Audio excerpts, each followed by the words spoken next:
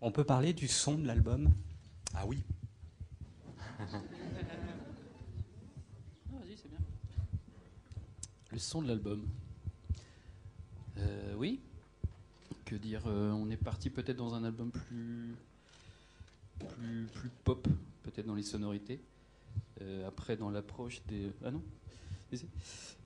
Peut-être moins rock qu'Alice et June, peut-être beaucoup moins produit, dans le sens moins de pistes au mixage. Donc un album peut-être plus brut dans les sons dans l'approche des sons. Donc il y a beaucoup de guitare acoustique, il y a du ukulélé, de l'accordéon, du tambour, enfin voilà, des choses de gens qui, je crois, n'y avait jamais eu dans les albums d'Indochine auparavant. Voilà. Est-ce... Pardon. Stéphanie, Nathalie Zi, TF1. Est-ce que ça veut dire que le rock est mort?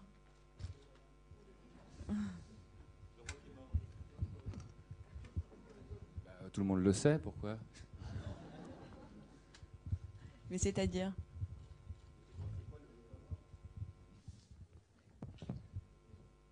Madame TF1, c'est quoi le sens de la question? Pourquoi Le le sens rock de la question, c'est que tout le monde a dit ou dit que le rock'n'roll est mort et que le rock'n'roll français n'a jamais existé, peut-être à part vous.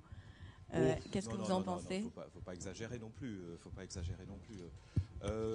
Non, moi je pense que le rock est à la base du blues, donc des musiciens noirs des États-Unis, des Amériques, etc. Et qu'aujourd'hui, peut-être, effectivement, le rock peut-être va revivre, puisqu'apparemment tout le monde est focalisé sur cette élection américaine, etc.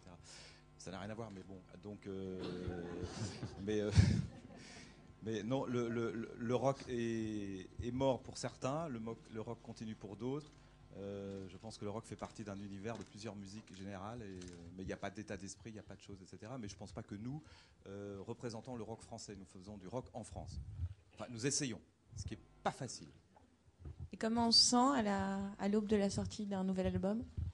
Les aubes sont lointaines, puisque ça sort au mois de mars, mais là on a juste un petit peu peur effectivement de se sentir dans les quelques semaines un petit peu dépouillé. Cet album ne va plus nous appartenir du tout. On vit avec lui depuis 1 an et demi, donc il y aura des avis contraires, des avis traires, des avis sympas, des avis machin. Donc ça va être un peu spécial. Mais là, ce qu'on a hâte de faire surtout, c'est de faire exister ces morceaux sur scène.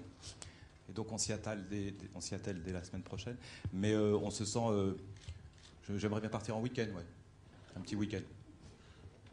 Le premier single s'appelle comment? Le premier single n'a pas encore été choisi, parce qu'il y en a beaucoup, paraît-il. Donc, normalement, ce premier single devrait sortir le 10 décembre, partout, dans tous les systèmes digitaux, radio, web, machin, truc. Et donc, vous serez avertis ultérieurement. Mais non, il y a un problème sur le choix du single, parce que cet album, c'est un tel météore, dans le sens que c'est des morceaux tellement variés les uns aux autres, et que ça va un peu dans tous les sens. C'est un sujet un petit peu délicat, et résumer cet album par tout de suite quelque chose, on aimerait bien prendre un peu notre temps là-dessus. Enfin, on est quand même pressé, puisqu'on doit faire la vidéo bientôt. Voilà. Est-ce que le fait c'est moi là, de pas savoir si vous allez mettre les 18 titres sur l'album, c'est aussi le fruit de la réflexion par rapport à l'expérience du précédent album, qui était un album concept et très copieux? C'est-à-dire qu'en fait, les morceaux sont quand même vachement courts, mais on se dit que...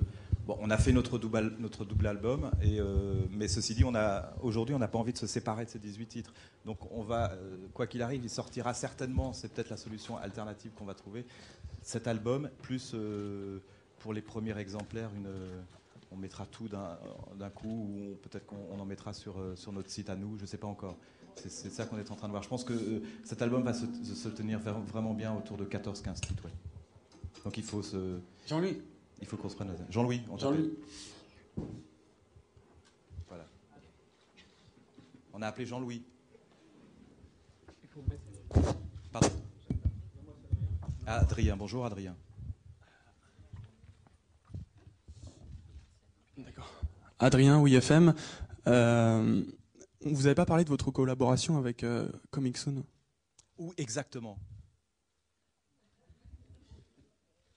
Je suis hyper désolé pour eux, pour moi, pour nous, pour tout le monde. Je suis très intimidé. Excusez-moi, j'ai pas l'habitude de faire Je veux dire, il y a un personnage illustre qui a plus l'habitude de faire des discours ici, qui est passé il y a quelques mois. Moi, j'ai pas cette habitude-là. Effectivement, Coming Soon a écrit une version anglaise d'un des titres. C'est un groupe que j'ai découvert par la bande originale du film Juno. D'accord. J'ai rencontré le petit Léonard, qui est un petit jeune homme de 15 ans de talent, et je lui avais effectivement lui demandé d'écrire un texte. Donc, ce morceau existe et mais comme le titre est encore provisoire, je ne peux pas vous le donner. Voilà. Mais c'est vrai que c'est un groupe que j'ai beaucoup aimé cette année et apprécié. Et puis, c'est un genre de musique qui me plaît bien. Voilà. J'ai totalement zappé Rewind, enfin... Ouais, excusez-moi. Oui, mademoiselle. Comment? J'ai pas entendu, excusez-moi. Je ne savais pas que vous aviez un FR. Enchanté. Est-ce que dans l'album, comme sur l'affiche, vous vous mettez à nu? Totalement.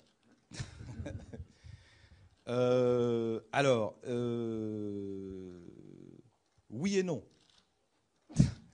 Oui, d'une certaine façon, parce que c'est un album qui parle de déchirure et de vie un petit peu bouleversante.